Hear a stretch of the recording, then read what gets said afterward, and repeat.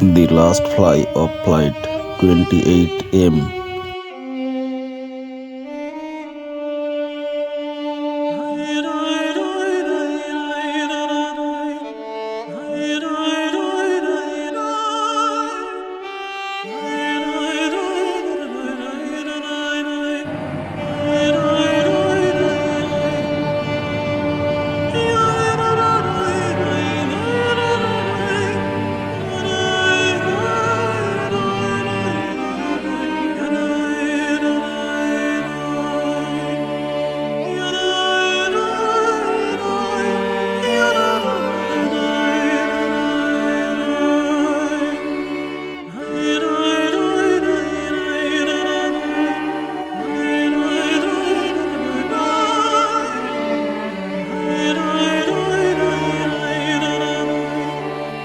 The last fly of Flight 28M.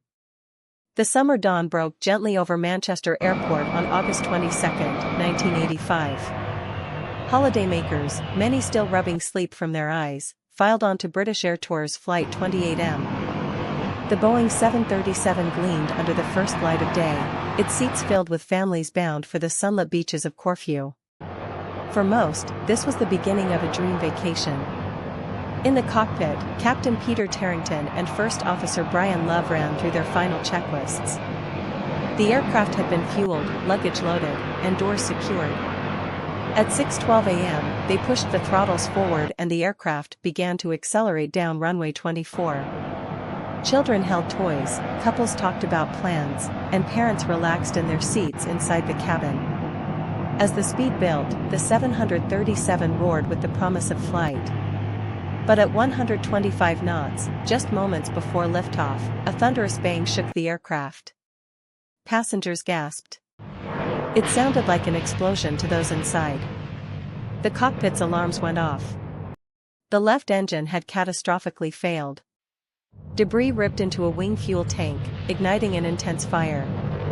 Thick smoke trailed behind the jet as Captain Tarrington fought to bring it under control.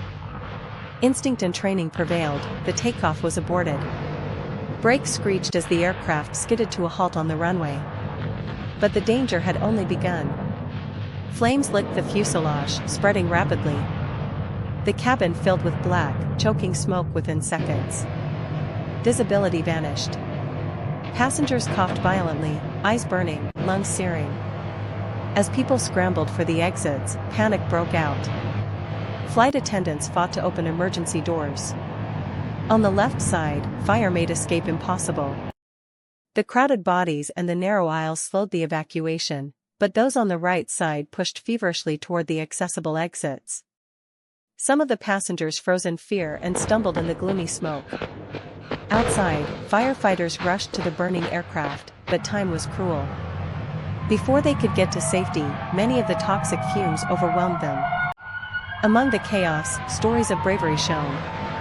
Crew members shouted commands through the smoke, guiding passengers to exits. Strangers helped children and elderly travelers climb out.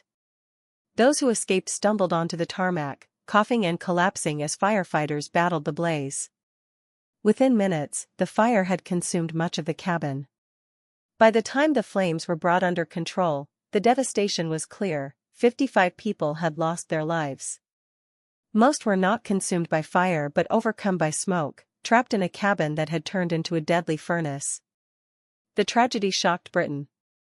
Investigators soon concluded that while the crew acted with professionalism, the speed at which the fire and smoke spread highlighted fatal flaws in aircraft safety.